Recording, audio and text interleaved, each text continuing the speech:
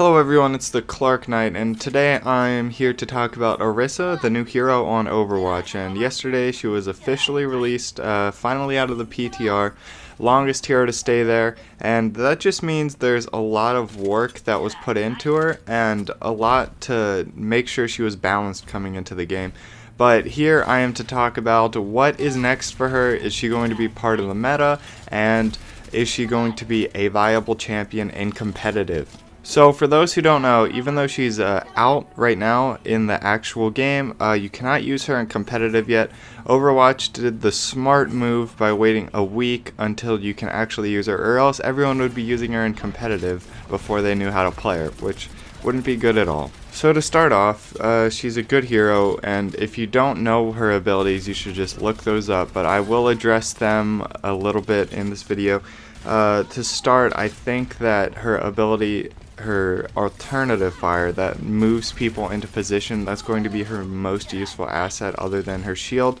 I think that is kind of what will make her viable in the competitive scene. But the point that Blizzard was making is they really want a stand your ground tank, which we only have Reinhardt at this point that really stands his ground and is an anchor point for your whole team.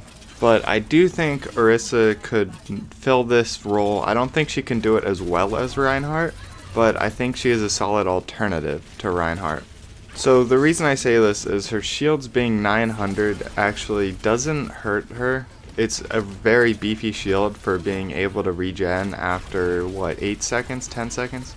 And after this regen, she's able to place another, and she's able to place it further out so she's not in position to get damaged at the same time of where her shield is. So what I mean by this is if Reinhardt was out shielding, let's say, a Reaper that wandered off a little, Orisa could just shoot her shield over there. Meanwhile, Reinhardt would have to move over there, and even if that Reaper dies, he is now in position to get picked because he had to move himself.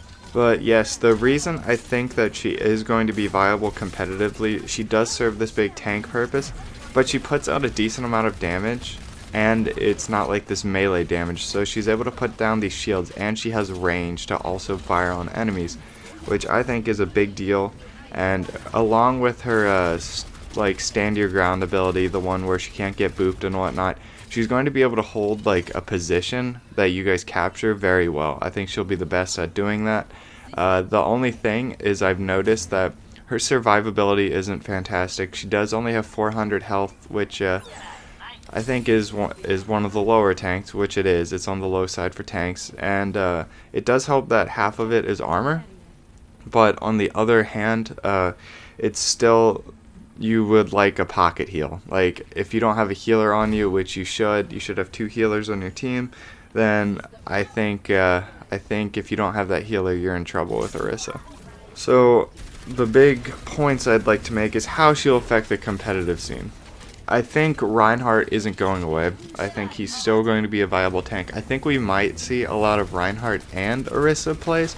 I don't know if that's too low on damage output and you want someone who's really hard hitting like a Roadhog, or even someone who's more explosive like a Diva, but I do think you're going to see a lot of Reinhardt and Orisa plays. Not only because they have 2 shields and that is a lot of protection for your teammates, but also because I think they're just both solid picks on holding a point, which is something tanks should excel at. One thing I'd like to point out about Orisa, I don't think she's going to be any good for dive comps. Typically, like, Reinhardt would be good for dive comps, which is another thing that he's got going for him. And points like Hanamura, where you're kind of holding that point and then you're holding even with the other team, then you want to charge in with your team. I don't think Orisa is going to be able to do that. I just don't think she's that explosive of a hero. Maybe someone could pull her in, like a Lucio, or maybe even a Zenyatta ult she could ride in, but still, it's going to be hard for her to gel with these dive comps. I do think troops like Soldier and McCree, and even Bastion after the nerf, I think they are still going to be viable, because with these shields, it's not changing anything, it's making them more powerful because they can just sit behind the shields. People like Pharah and Tracer and Genji, they're running around too much. You're not going to be able to sit behind the shields nearly as much. so I do think it benefits certain heroes over others.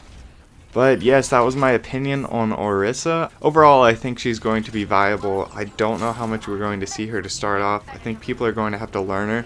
I think it's going to be similar to Ana in the fact that not many people play her at first, and people are like, dude, you're no good with her, but then eventually people are going to realize, wow, this is a really good hero. But overall, I am excited to see her in competitive play. Let me know what you guys think. Let me know how she'll be useful in your competitive matches. But that is all I got for you today. Just this little chatting video. But if you like this kind of stuff, feel free to subscribe to my channel. And I'm the Clark Knight. I will see you guys next time. Goodbye.